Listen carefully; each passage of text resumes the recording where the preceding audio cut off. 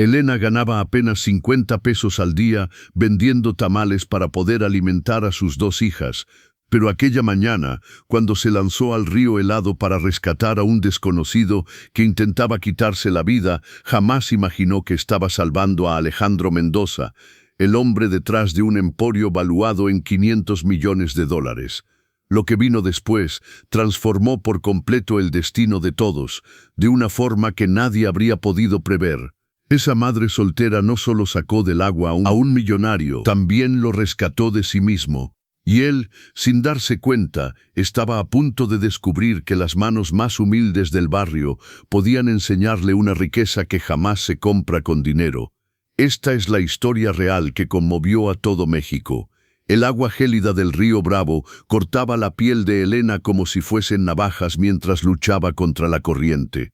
Sus manos, endurecidas por años lavando ropa ajena, se aferraban con desesperación al cuerpo inconsciente que había visto caer desde el puente. No pensó en los peligros, no pensó en sus dos niñas esperando en casa. Solo vio a un ser humano que necesitaba ayuda y su corazón no sabía hacer otra cosa que actuar. «¡Mamá!», el grito de Sofía, su hija de 12 años, atravesó el rugido del río. La niña había seguido a su madre desde la orilla y ahora observaba, paralizada, cómo Elena arrastraba al hombre hacia la ribera enfangada. Lucía, de 7 años, lloraba abrazada a su hermana, su llanto mezclándose con el viento helado de la tarde. Con un esfuerzo que le quemaba los pulmones, Elena logró alcanzar la orilla. El traje del hombre, que alguna vez debió ser elegante, estaba ahora hecho jirones por las rocas. Su rostro, aunque golpeado, mostraba rasgos finos que contrastaban con las manos callosas de Elena, que presionaban con fuerza su pecho para devolverle el aire. Por favor», susurraba ella sin dejar de hacer compresiones. Las lágrimas se mezclaban con el agua del río, que aún corría por su cara. No podía fallar, no después de tanto esfuerzo, no con sus hijas presenciándolo todo. Un borbotón de agua, una inhalación profunda. Los ojos del hombre se abrieron, grises como el cielo a punto de tormenta. Por un instante, sus miradas se encontraron, y Elena vio algo más que agradecimiento. Percibió un dolor tan profundo como el que ella misma llevaba años cargando. «Tranquilo, ya pasó», murmuró Elena con voz maternal, ayudándolo a incorporarse. Sus hijas se acercaron con cautela. Sofía extendió la manta gastada que su madre usaba cada mañana para protegerse del frío mientras vendía tamales. El hombre intentó articular palabras, pero solo salieron sonidos confusos. Elena notó la herida en su cabeza, la sangre mezclándose con su cabello castaño. Sin pensarlo, rasgó un pedazo de su falda para improvisar un vendaje. «Sofía, corre a la casa. Trae el botiquín y toda el agua caliente que puedas. Lucía, tú quédate conmigo». Las órdenes salieron firmes, como siempre que ella debía sostenerlo todo sola. Mientras esperaban, Elena examinó al desconocido. Sus manos, aunque sucias por el lodo, no tenían rastros de trabajo físico. Su reloj, golpeado y mojado, parecía de oro auténtico. ¿Qué hacía alguien así cayendo desde el puente más pobre de la ciudad? «¿Por qué?», susurró él con la voz rota. «¿Por qué me salvaste?». Elena lo miró sin comprender la pregunta. «Porque era lo correcto, porque toda vida importa». Él cerró los ojos y una lágrima solitaria se deslizó por su mejilla. «Hace mucho, mucho tiempo que nadie hace algo por mí sin querer nada a cambio». Lucía, con esa inocencia que solo tienen los niños, se acercó y tomó la mano del hombre. «No llore, señor. Mi mamá dice que después de la tormenta siempre sale el sol, aunque a veces tarde un poquito». Aquellas palabras simples quebraron algo dentro del desconocido. Lloró entonces, de verdad, como si finalmente se permitiera caer en brazos de alguien. Cuando Sofía regresó, jadeando por la carrera, se encontró con una escena que recordaría por siempre. Su madre, empapada y temblando, consolando a un extraño, mientras Lucía tarareaba la melodía que Elena les cantaba cada noche. Elena limpió sus heridas con todo el cuidado del mundo. Sus manos, acostumbradas a curar raspones de niñas inquietas, trabajaban con una precisión que sorprendió al hombre. «Necesita un hospital», le dijo por fin. «Ese golpe, no». la interrumpió él con un hilo de voz. No puedo. Solo déjeme descansar un poco aquí. Elena frunció el ceño. Conocía demasiado bien el miedo a los hospitales y a las cuentas imposibles de pagar. Ella misma lo había sufrido. «Entonces vienes con nosotras», declaró con firmeza. «No te voy a dejar aquí para que te congeles». El camino a casa fue lento. El hombre se apoyaba casi por completo en Elena mientras las niñas avanzaban abriendo paso entre charcos y basura. Los vecinos miraban desde las ventanas, murmurando sobre la nueva locura de Elena, la mujer que daba lo que no tenía. La casa era poco más que 2 cuartos de madera y lámina, pero estaba impecable. Dibujos infantiles colgaban de las paredes, flores de papel adornaban las mesas, fotografías viejas contaban historias de tiempos mejores. Elena acomodó al hombre en su propia cama, la única. Ella y sus hijas dormían en colchonetas, pero no pensaba mencionarlo. Mientras él descansaba, Elena preparó lo único que tenía: frijoles refritos, tortillas hechas esa mañana y un pequeño trozo de queso reservado para el cumpleaños de Lucía. Las niñas ayudaron en silencio, conscientes de la importancia de lo que su madre había decidido. Cuando el hombre abrió los ojos, el aroma de la comida llenaba la casita. Sintió por primera vez en años algo parecido a paz. Observó a Elena moverse con naturalidad, a Sofía acomodando los platos, a Lucía canturreando mientras ponía la mesa. «¿Cómo se llama usted?», preguntó Lucía sin filtro. El hombre vaciló. Elena notó el conflicto en su mirada. «Santiago», respondió al fin. Era mentira. Elena lo sabía, pero también entendía que a veces la gente necesitaba empezar de nuevo. Si ese hombre necesitaba llamarse Santiago, ella no sería quien lo cuestionara. Cenaron en silencio, rotos solo por las historias de Lucía y las correcciones de Sofía. Santiago comía despacio, como si cada bocado fuera un lujo. Para Elena era extraño ver a alguien degustar comida que, para ella, era simple supervivencia. «Hace años que no probaba algo preparado con tanto amor», susurró él.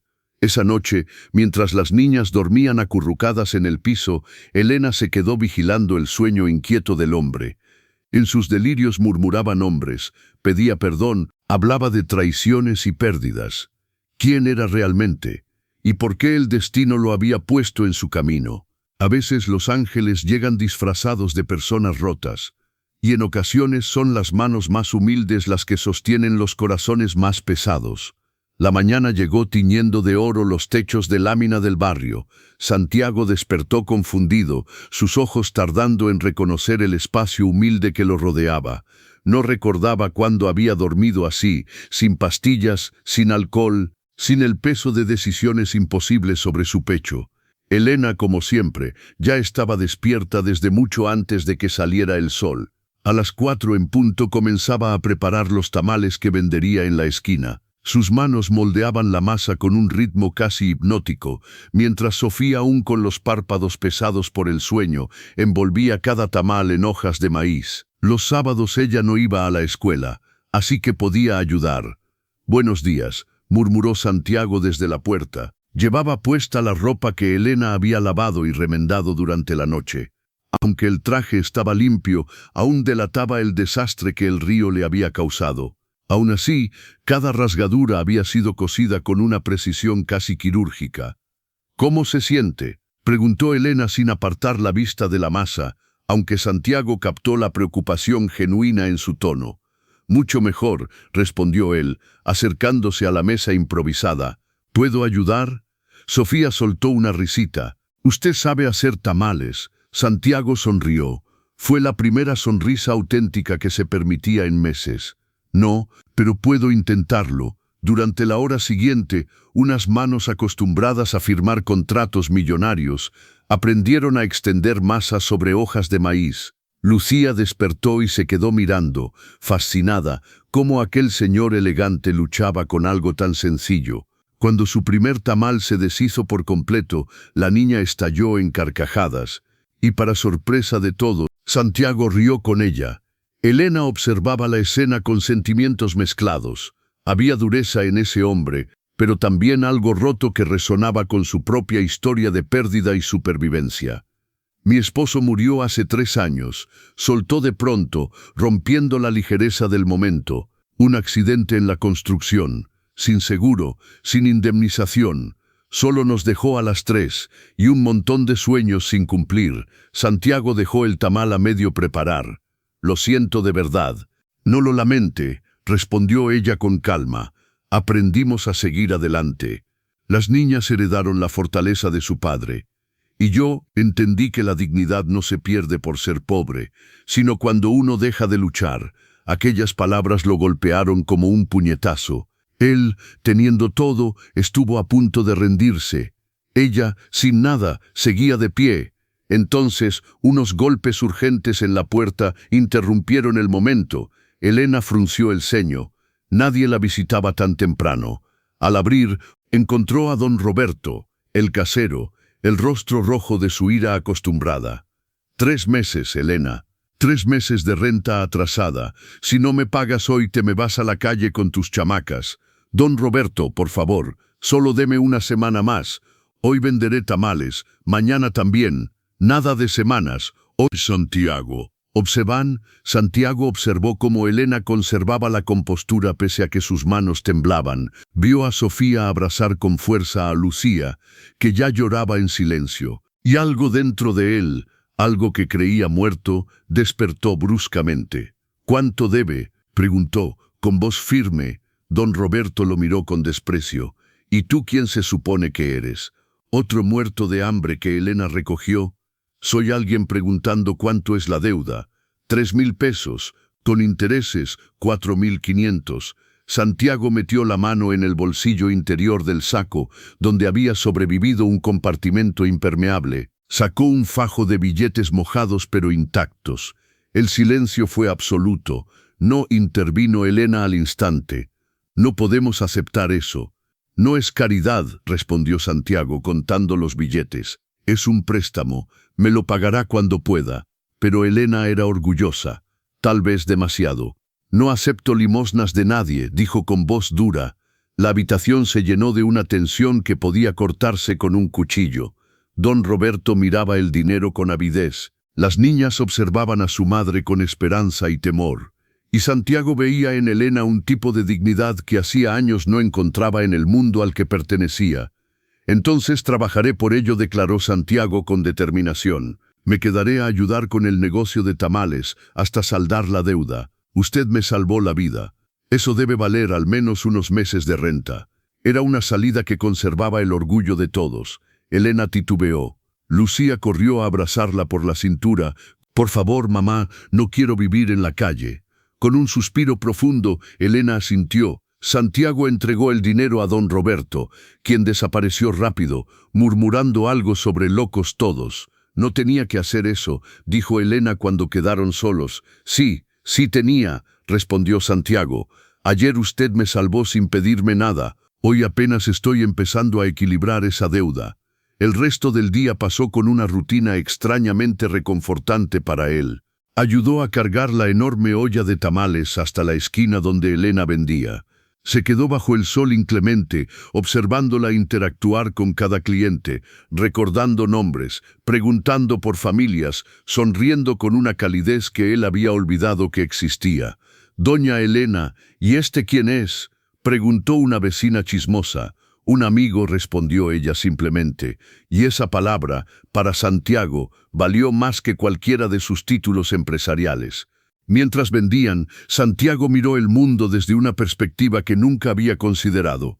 Vio trabajadores comprando un tamal con monedas contadas, vio madres dividiendo uno entre 3 hijos, vio a la gente sobrevivir con dignidad. «En mi mundo», empezó a decir, pero se detuvo. «En su mundo», lo animó Elena. «En mi mundo hablamos de éxito en millones. Aquí veo que ustedes lo miden en sonrisas, en gracias, en hasta mañana o en Dios la bendiga». Elena lo miró con renovado interés. «¿Quién es usted realmente, Santiago?». Él dudó. La verdad era un peso que no sabía si ella debía cargar. «Soy alguien que lo perdió todo buscando lo equivocado», confesó por fin. «Y ayer, caer del puente no fue un accidente. ¡Ay Dios!, susurró Elena, tomando su mano sin pensarlo.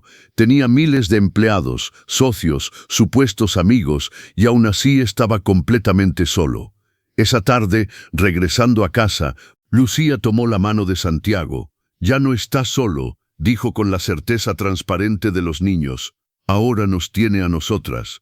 Santiago tuvo que frenar para no quebrarse.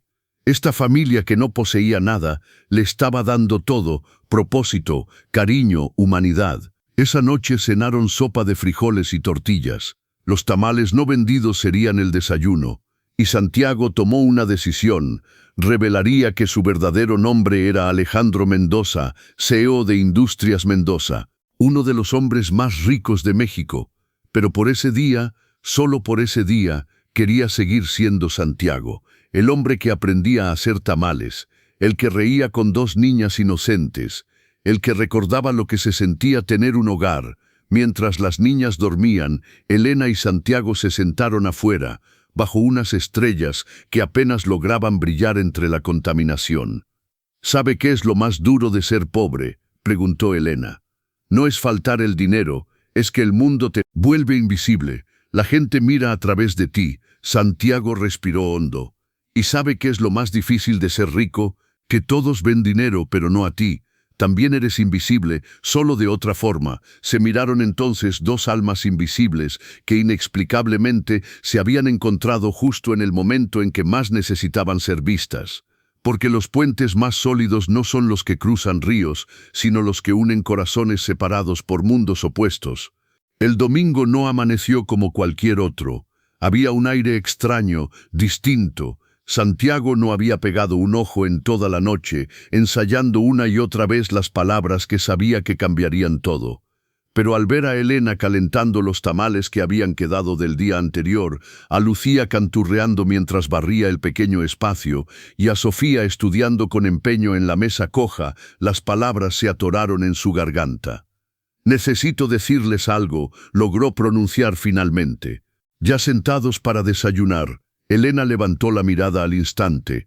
Había un peso en su voz que no sonaba a algo simple. Protegiendo instintivamente a sus hijas, las acercó hacia ella. «Mi nombre no es Santiago», continuó él, «es Alejandro. Alejandro Mendoza». El silencio cayó como un ladrillo. Hasta Lucía, que rara vez se quedaba callada, se quedó petrificada, mirándolo con los ojos muy abiertos. «Mendoza, como Industrias Mendoza». Sofía fue la primera en entender. Había escuchado ese apellido en noticieros, visto ese logo en edificios del centro y en los empaques del supermercado, donde su mamá conseguía trabajo extra a veces. Alejandro asintió con dificultad. «Yo, o al menos lo era hasta hace 3 días», admitió. Elena se puso de pie muy despacio. Sus manos temblaban, pero no por emoción ni sorpresa, sino por algo parecido a la traición. «Nos mintió», dijo con voz baja, dura como metal frío. «Sí», respondió él, sin excusas. «No es complicado de entender», prosiguió ella, sin levantar el tono. «Usted es millonario, nosotros somos esto, y aún así nos mintió». La frialdad de Elena cortaba más hondo que el agua helada del río del que lo había rescatado. «Elena, por favor, ¿qué pretendía?», lo interrumpió ella. «Jugar a ser pobre por unos días, tener una historia graciosa para contar en su próxima cena elegante».